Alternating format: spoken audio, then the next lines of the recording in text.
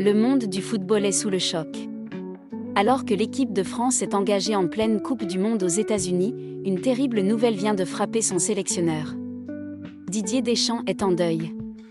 Sa mère est décédée, plongeant l'un des hommes les plus emblématiques du football français dans une immense douleur.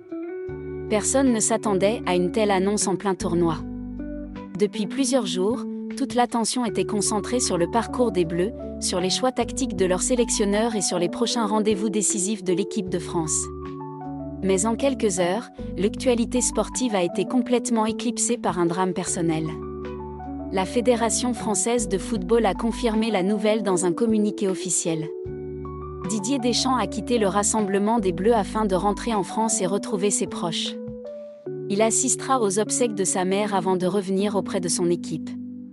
Une décision qui s'impose naturellement tant l'épreuve est douloureuse.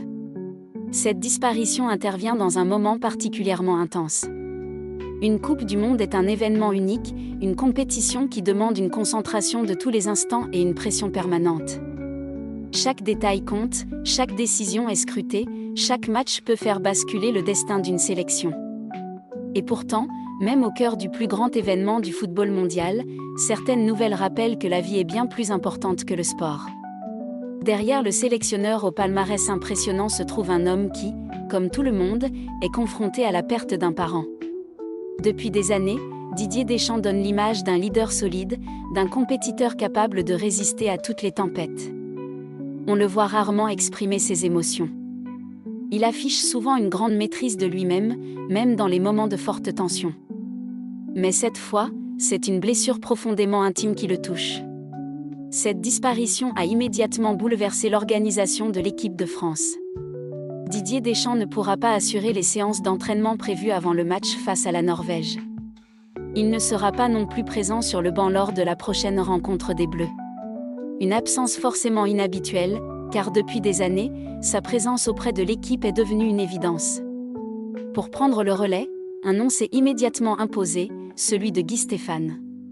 Fidèle adjoint de Didier Deschamps depuis de nombreuses années, il connaît parfaitement le fonctionnement de l'équipe de France et entretient une relation de confiance avec le sélectionneur.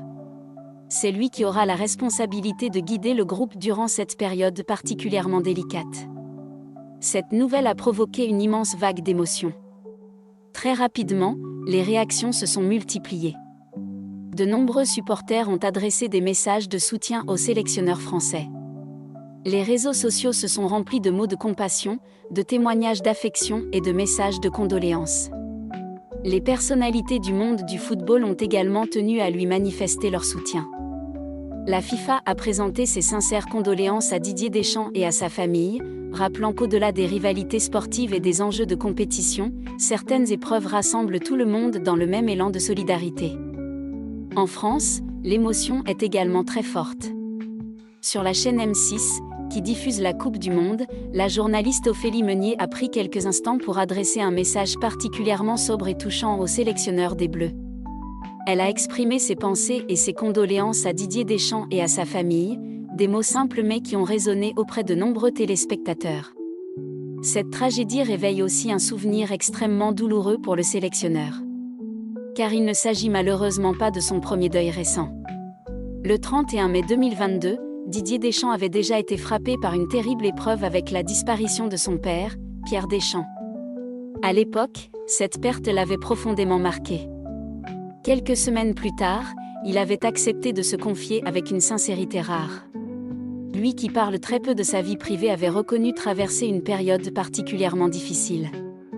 Il expliquait que le décès de son père avait été brutal, soudain, et qu'il n'était absolument pas préparé à une telle disparition. Ces mots avaient touché de nombreux Français. Parce qu'ils révélaient un autre visage de Didier Deschamps. Non plus celui du champion du monde, du sélectionneur ou du compétiteur acharné, mais celui d'un fils confronté à l'une des plus grandes douleurs que la vie puisse imposer. Aujourd'hui, le destin le frappe une nouvelle fois avec la disparition de sa mère. En l'espace de quelques années seulement, Didier Deschamps perd ainsi ses deux parents. Une épreuve immense, un bouleversement personnel qui dépasse largement le cadre du football.